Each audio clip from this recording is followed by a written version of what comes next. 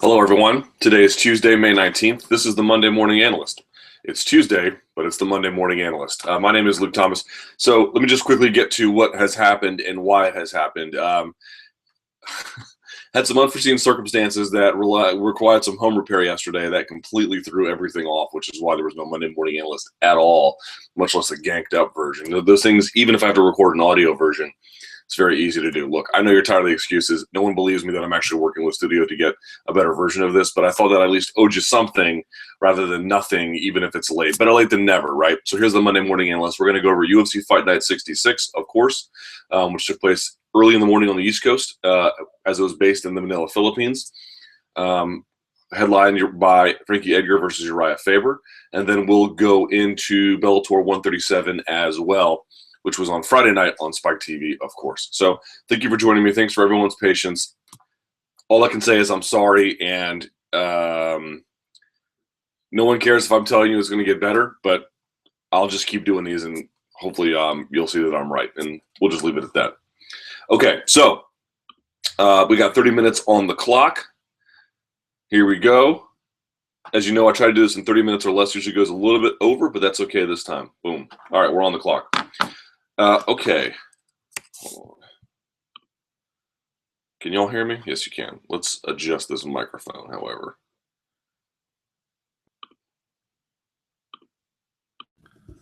There we go. Even better, huh? Even better. Okay. So we usually start with a big overview. It's hard to make a big overview when you have two really sort of very disparate kind of events like this. There's not a unifying theme necessarily. Sometimes Bellator and UFC will line up cards where there are some commonalities between them, even if they're just sort of proportional commonalities. That wasn't the case this time. But what I did sort of notice was, we've been complaining about guys sort of using the cage for takedowns. And that wasn't necessarily that much the case this time. Now, I don't think that this is a cyclical thing where everyone is all of a sudden waking up to MMA media's otherwise irrelevant criticism and then all of a sudden changing what they're doing. But what I would say was, if you paid attention this time, especially in actually across both cards, really, the single leg takedown was a big component of success. Failure too, I suppose, but it was very, very common. There wasn't a lot of, of course, there's always some driving guys against the fence, trying to go maybe from a single to a double, or doubling off from the single, which can be a little bit different than starting with a single and then trying to go around the double and hands clasp, pick up and drop. But I was really kind of impressed with how, at least this time, how there wasn't such a heavy reliance on the cage for assistance. There might always be some. The fight may just sort of find itself there. Like, it's the cage as a component in the fight. It's an important feature of all fights, really. But watching this action from this past week really sort of reminded me kind of that there is still some hope for MMA wrestling as it stands. And especially in that Dantas Richman fight, which we'll get to in a few minutes, obviously. Tons of single leg attempts, tons of single leg stoppages, but also tons of single leg finishes. It was great. Like, there was just a lot. It was a really, really important feature of takedowns, which is exciting to see, because you should just blast double on a guy. It's hard, but you can get a guy to step forward with one foot and you can reach for it, and maybe you don't finish. But if you're good at that single leg, there's a lot of opportunities for you there. Okay, so not much more to go over related to any kind of big picture issues. It was just sort of funny to me how big it was, the single leg featured at least this weekend in the fights. Okay, so we'll start with UFC Fight Night 66. This took place at the Mall of Asia Arena in, they said Manila, but I guess it's technically Pasay, Philippines. Reported attendance was 13,446. I don't know if there is any gate number related to this. Headlined by Edgar versus Faber. I had Saturday off, so I only watched it after the fact. I had DVR'd it. I am told that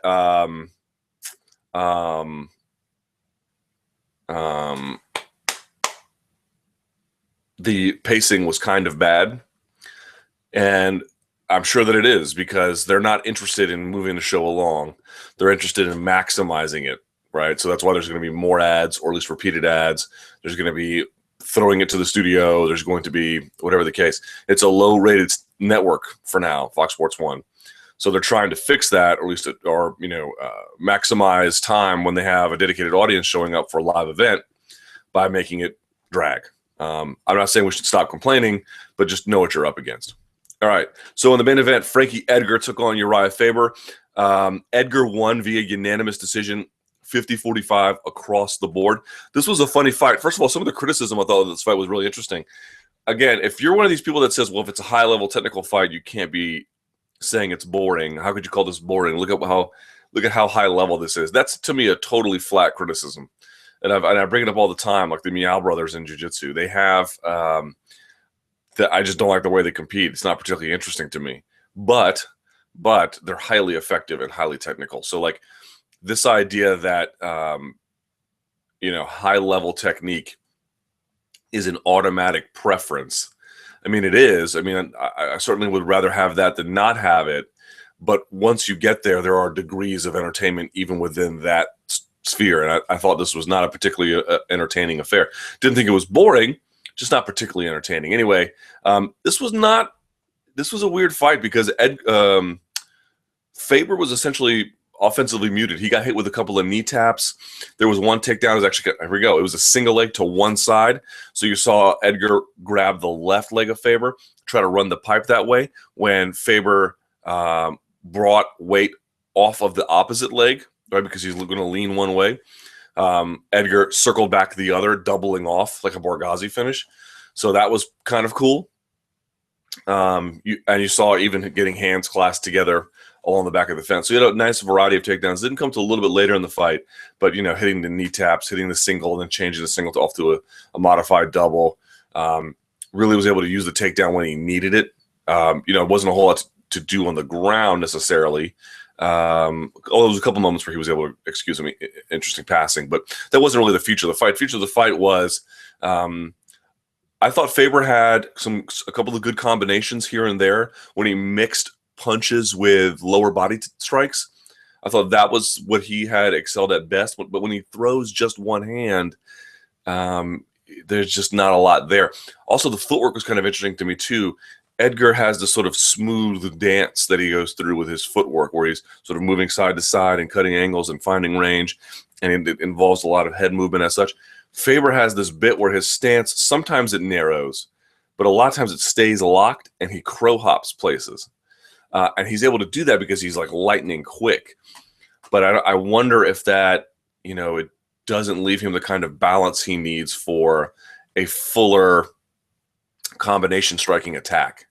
So you saw over the course of the rounds, Edgar got hit with a few shots, especially with knees up the middle. I thought Faber excelled at that pretty well. But what you found a lot was that he was able to counter Faber off Faber's overhand right. He would get Faber to commit a certain way, block the first shot, and then make him pay after the fact, mixing in some of the takedowns. Even if you couldn't get a takedown, he would get behind the arm to block it and then get a tight waist from the back. So he was just a little bit smoother, a little bit cleaner, a little bit more polished. I saw some discussion as well about whether it was a blowout.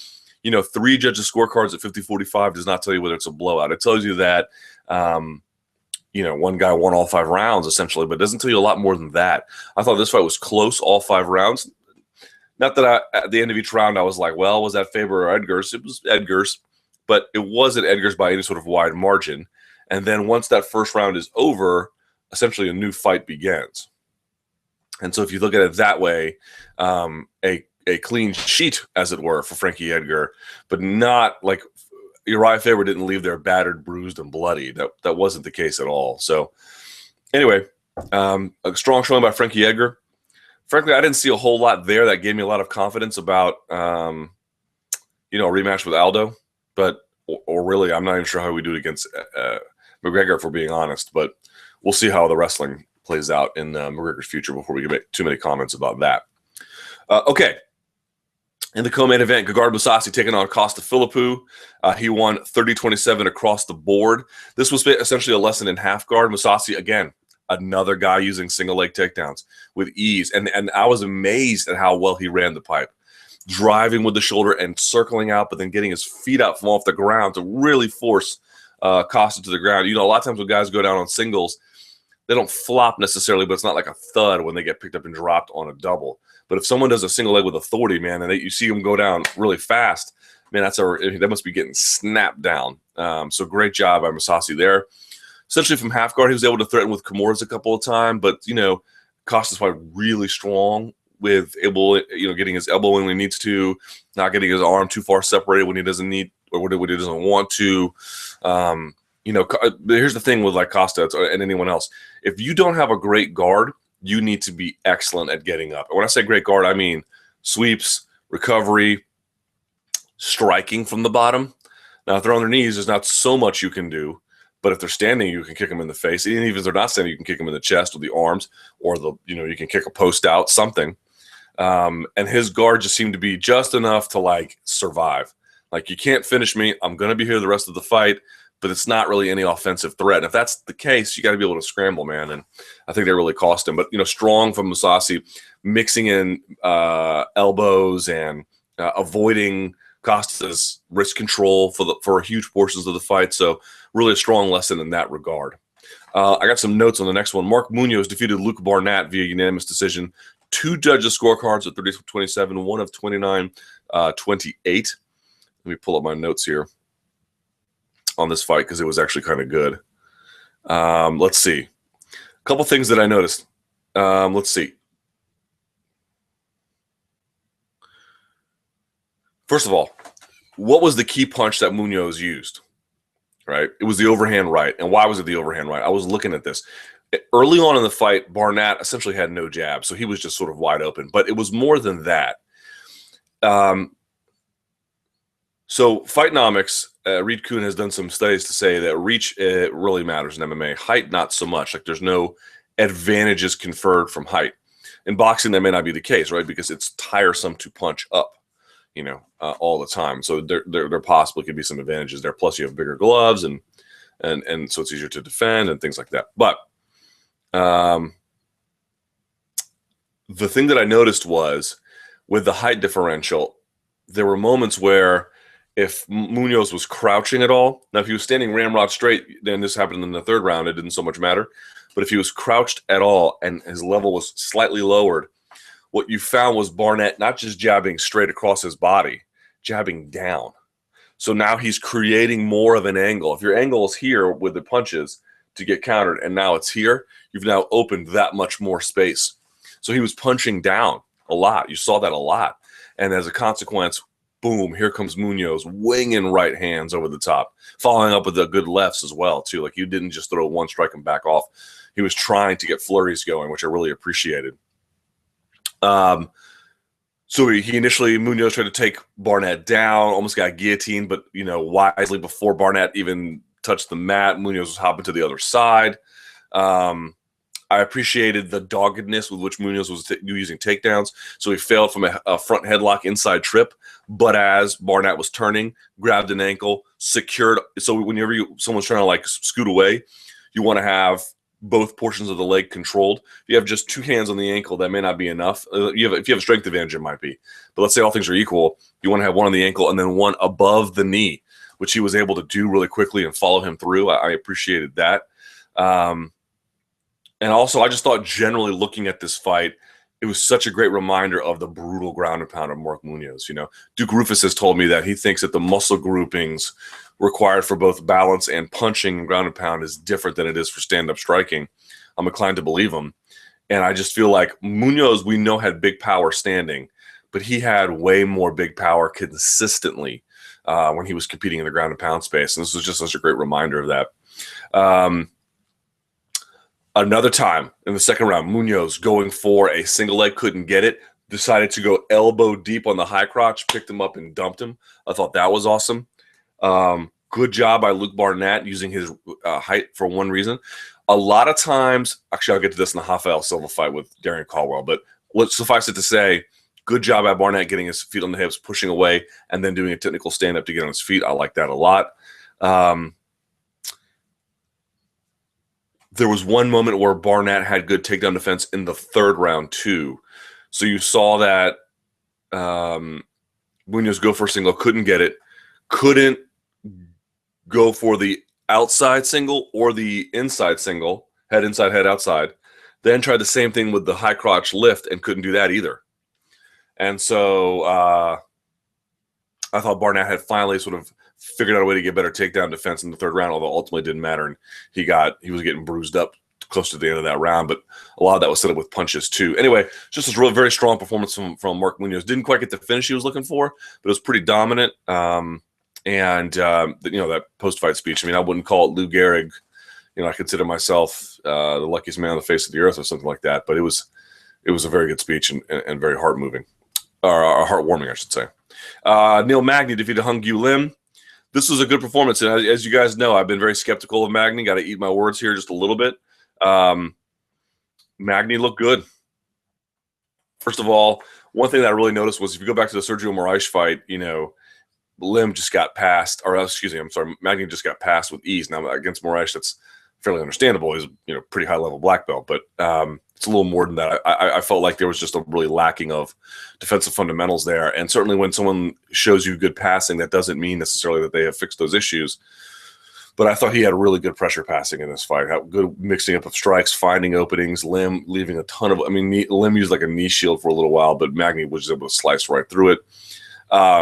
Great thing that Magny did, and in addition to showing the resiliency and clinching up and all that stuff after he got hurt. But on the ground, he was taking Lim's back, and you notice he did the whole BJ Penn thing, where he doesn't just lock on the choke; he locks on the choke, or at least attempts it as he takes you off of your base. Really appreciated that from Magny. Round two, he went back to jabbing, went back to switching sides left and right. And I like that he jabbed, switched sides, then used the left straight to get inside to then clinch with Lim, put a ton of pressure on him, made him break essentially. And I don't think the cardio, he could keep up with the pacing, not just the movement necessarily, but the pacing of like all the moments he was trying something, and essentially just broke him.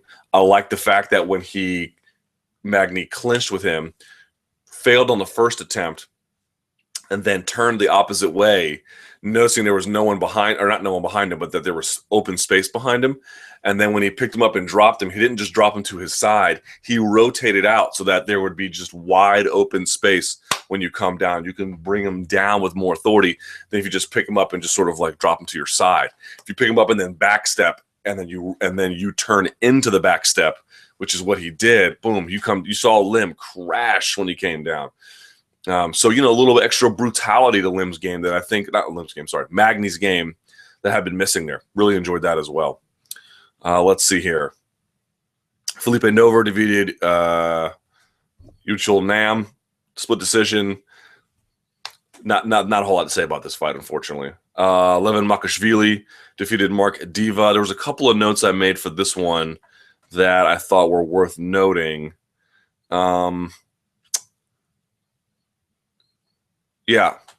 Second round, Makashvili running the pipe, securing a double.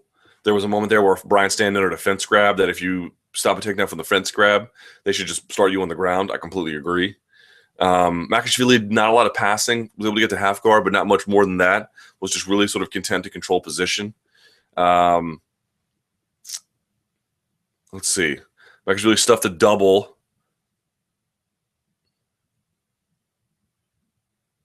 Yeah, not a whole lot in that fight to really go over. There's a couple moments where Makashvili got, yanked Adiva to the mat, and then Adiva was able to shrimp just enough to not come up and leg drag. Okay, that was kind of cool, but not a whole lot to really talk about. John Tuck defeated Tae Hyung Bang in the first round via rear naked choke. I like submissions, but I want to get through some of these. K-John Johnson defeated Zhang Leping 30-27, 29-28, 29-28. Li Jiang Lang defeated Diego Lima at 121 of the first round, man. Uppercuts. I thought Lima was doing pretty well for the most part. It wasn't in a lot of trouble, but these guys, man, they get up against the fence and then they just start pocket trading. You see it all the time. You see it a lot in I would say regional MMA too. I'm a little surprised that Lima still does it a little bit. Well, all guys get caught up in the moment, but the aggressor doesn't just sort of like move forward. They move forward till the opponent gets to the fence and then just sort of find the appropriate range. And he was doing that. He was just coming forward with punches the whole time. So he not only had Lima reacting generally, but he had him reacting off of bad distancing with nowhere to go. He had nowhere to go. So instead of circling out or clinching up or shooting for a takedown or just, eliminating the space between them because he's in a disadvantageous scenario, he just sort of decided to fire back, and he paid for it as a consequence. Gung Yao versus Royston Wee just absolutely deserves no comment whatsoever. John De Los Reyes defeated Roldan Sancha-An via rear naked choke, 3:13 of the second round. This was a great fight. A lot of fun. Sancha-An has a ton of technical problems, but is a ferocious competitor. I think you can give him that at a minimum. De Los Reyes trying to be like the more technical of the two, which is a very difficult thing to do, but still somehow managed it. Oh, by the way, I forgot to mention the Barnatt Munoz fight. Barnatt had a Uchimata and a Harai Goshi, both of them from the clinch. Nicely done by him, by the way. Let's see. I want to talk about that Sancha-An one. Here we go. So you saw one moment where Sancha-An only got his back taken. De Los Reyes comes around the back, but can't get his left leg over the head as he's sort of circling. He's posting on his right hand. He's trying to get his left leg over the face of Sancha-An. Can't do it. So then he comes to his back, and as he comes to his back, he tries to roll into a triangle. That didn't work either, but I appreciate the attempt of there. Going one way with the offense doesn't work, go back the other way, because that's where their balance is going to be, right? Decent job by De Los Reyes. Trying to go to the armbar, then the omoplata, using the omoplata to stand, and then eventually get on top of Sancha-An. I appreciated that. Sancha-An had a nice hitchhiker escape. You saw an armbar attempt from the bottom by De Los Reyes. The key to the hitchhiker escape is not that you are able to move your body. I mean, that's important too. The hitchhiker escape is one of these last resort things like Franklin versus Luter, where it's not that it's hard to hit necessarily. Like, it's not super complicated reverse De La Hiva, spin on your shoulders, back take. Is that you got to be, the timing's got to be there. Timing's got to be there. And his timing was there, coming over his own body and then around the corner. Very nicely done. Sancha-An locked up a cow catcher in that first round. You notice that? So, like, the head is behind you here, and you've locked up both their arms, and he had it clasped. But that's a really hard submission to finish, particularly if you're a mount. Like, if your hips are scooted forward and their hips are, like if you're this way, you can do it. But if you're on top of them and you're trying to do it, you need to have an insane squeeze for that to happen. There was a moment there where from underneath, De Los Reyes was able to catch a punch, grab, and turn. I thought that was kind of cool. And the way the fight ended, and there's moments there where, Sancha-An is just blasting back and forth, throwing these wild punches. What really I thought was kind of interesting was De Los Reyes sort of committed to the technicality of his game. He essentially stands up, throws the legs over, gets the pass. Sancha-An rolls to his base. As he does, you see the hook come in, and you always want to go near hook, not jumping over the top far side hook. Near hook first. Sinks that near side hook, gets it, and then just before he's about to lose the position, because Sancha-An is on the move, he reaches underneath and then grabs the far side wrist. So he's like behind the armpit and then between the arms. So like if the arm was coming here and then grabbing here, if it was coming this direction behind you. Got it from there, snatched out the rear naked choke. Had to switch sides to it to eventually get it, but he got it done. Really good job by John De Los Reyes. Very, very impressed with that finish and the commitment to attacks from the back there. And then Yao, I can't pronounce this fool's name, Zhikui, whatever you pronounce it, the Chinese guy, defeated Nolan Tickman via split decision. Not a lot to say about that one at all. Okay, so fighter of the card on that one, I will give, since I have to acknowledge my own wrongdoing, I'll probably give it to Neil Magny, just because finishing Hung Yu Lim at 124 the second round, really impressive, especially coming back from deficit. And I just like that he added some brutality to his game that I wasn't quite sure was there before. Pressure passing is a component of it, but just a little bit of a little meanness, which I like to see from fighters as well. Technical meanness, but meanness just the same. Okay, Bellator 137. This took place on Friday night on Spike TV. We will only go over the main card here. This took place at the Pachanga Resort and Casino. I do not have any numbers on gate and or attendance, but, it's a casino. How big could it be? Brendan Halsey defeated Kendall Grove via TKO at 2:24 of the fourth round. I thought it was a pretty decent stoppage. Obviously, as we know, Halsey had to vacate his title. This was a catchweight of 188 pounds, supposed to be a middleweight title fight. So even though Halsey wins, he is not the champion. It's still up for grabs. This is basically what you would expect it to be. Easy takedowns, a lot of passing, a couple of moments where Grove had a triangle attempt, but either got stack passed or just couldn't quite control. Like, Grove's legs are really good in the sense that he can shoot them out to grab you from far away. But if you can't combine that with posture control, there's just not a whole lot you have. In fact, sometimes you want to get the posture control first and then use your legs as like a really, clinch and move objects. And he just didn't have that. And that was kind of problematic for him. And he was doing everything possible to avoid getting pounded on. He was doing a lot of blocking of the shots, even a lot of the replays. You can see him totally covering up, but he just wasn't. Eventually, he was just sort of laying there, not really offering much more than covering up. And so they had to stop. I thought he had a couple of good switch knees. I was standing once or twice, but he never really had Halsey hurt. I was kind of surprised by Halsey's cardio. It was much better than I thought it was going to be, especially since the guy missed weight. That was kind of interesting. So, but it essentially was what you thought it was. Halsey able to get a takedown, the pass when necessary, or at least control from like a leg ride, either on the top or from Grove's turtle position, and then just beating on him until he could finally secure a stoppage from there. Eduardo Dantas defeated Mike Richman via unanimous decision, 29-28 across the board. Essentially, the first and third rounds went to Dantas, and everything else went, or at least the second round anyway, went to Richman. Let me pull up my notes from the fight here. Funny that thing that Dantas tried to do a modified gift wrap where he was in Richman's guard. He had taken him down off a single leg, got a single leg, and then did the treetop trip where he goes face forward. Richman rolled to his back, he got in his guard, and then tried to pass one of Richman's arms over to the other one, but couldn't quite get it. It's hard to do, man. It's to get someone's arm and pass it to the other one and hold it, especially no gi. Like, if you got a gi, you can just hold the grip, and they can move their hand in and around, but you can at least get a nice tight grip on it. It's hard no gi, very, very hard. You have to be very strong for that. So he couldn't quite get it, but I like the attempt. Let's see. In round two, the story of the fight really was played out in round two. It was a series of single leg attempts from Dantas, and it was a series of stuffing from Mike Richman. What I liked about Mike Richman was a lot of times you see guys try to stuff it with a whizzer, and then they're leaning on a guy and then forcing like a 50-50 position and sliding their leg out. Man, Mike Richman most of the time was able to get his hands in front, create barriers, so that Dantas had to just abandon the single leg right away. But when you got a guy like Richman who's giving you that boxer stance, it's just going to be a lot easier to pick up a leg than it is to sort of blast through both of them, especially when this takedown defense of the double is really, really good.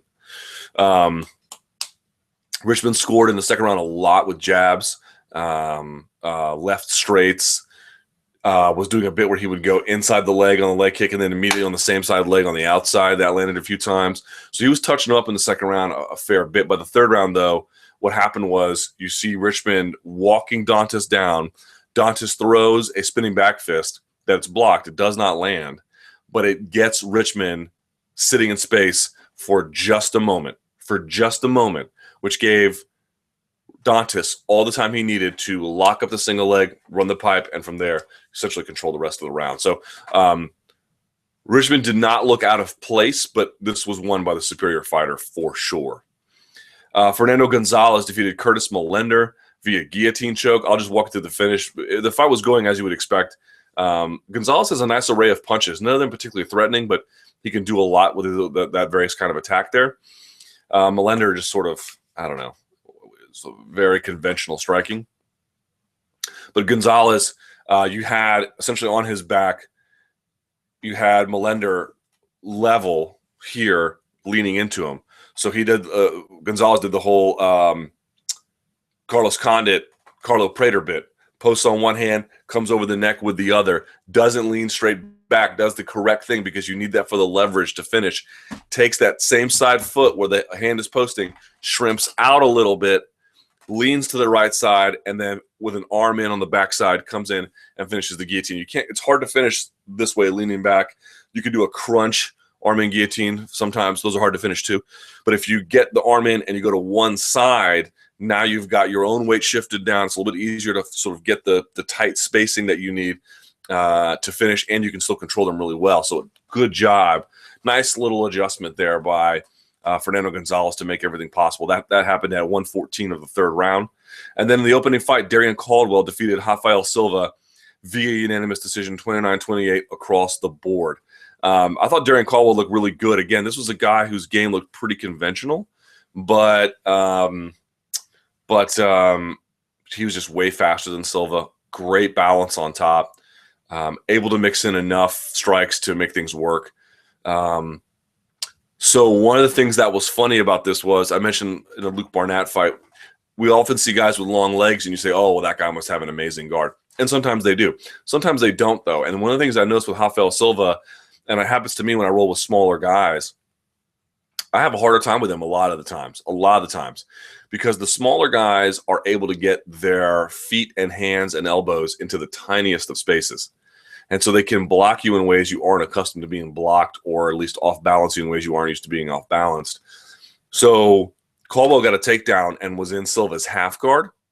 But then Silva, rather than just lock his legs up and then, hold on to him, he took the outside leg that was coming over the top and squeezed it into the thigh of Caldwell, and then used that to try and force a sweep, which forced Caldwell to take a back step to avoid being thrown over. And then Silva was able to recapture guard, I believe, after that. So it's small little details like that. I mean, you may not look a lot like that to you, and it doesn't change the course of the fight. There's a 30-minute window, and it doesn't change everything in the world, but it's just a nice little detail to see that sometimes you see, big guys, that long and lanky, they must have amazing guards. They can finish triangles from better distances, but they can't get into the tiny spaces that the smaller, more compact guys who are muscular but not too muscular can really make your life a living hell. Amazing that Caldwell getting inside trip with barely even changing his level because he's so long and lanky. One thing I noticed was Caldwell was trying to do a knee on belly, but had his trail, or had the knee on belly leg kind of just floating out in free space, so that enabled Silva to just push on it and grab it with his own legs. The knee on belly, you want to have either the way some people teach it is your shin across hip to hip, or as a recent adjustment I was shown was foot here, knee here, like it's a sash, like across the body. And that is super painful the second way. Really hard, especially if you have a gi on and someone can grab the lapel and then grab your arm, grab your leg. So you can't use your leg to like balance them off, and they're like pulling you in. Oh, it's death from above. 1979, man. So he didn't really do that. He just kind of had it floating in between Silva's legs, and as a consequence, Silva was able to like stop it pretty easily. One thing I noticed with both guys, something that Darian Caldwell's going to need to work on. His speed's great. Obviously, his wrestling is amazing. His balance and grappling transitions is phenomenal and like totally instinctive. Not a lot of footwork from him. Not a lot of footwork, sort of moving around a little bit, but not really dedicated footwork, more just sort of standing there, waiting for things to happen and then reacting accordingly. I would like to see that changed if at all possible.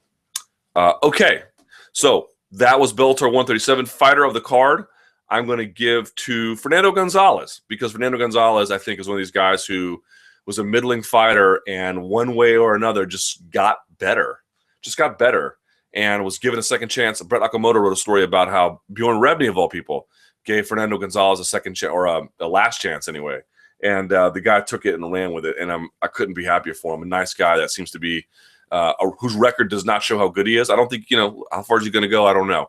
But that he's come this far at all. Sorry, I got something in my eye. Is kind of amazing. So what do we have next week on the horizon? Of course, I think there's UFC 187. That's happening. I believe there might be, I don't know, there'll be something on Access TV. We'll get to it as well. And don't forget that we're not too far away from the IBJJF Worlds. They're not this weekend, but they're the one after that. So a lot is coming this month here in May of 2015. You may email me at luke.thomas at, sbnation.com. You can like me on Facebook, facebook.com/LukeTSports, and follow me on Twitter at SBNLukeThomas. Until next time, sorry for the delay. Thank you so much. Enjoy the fights.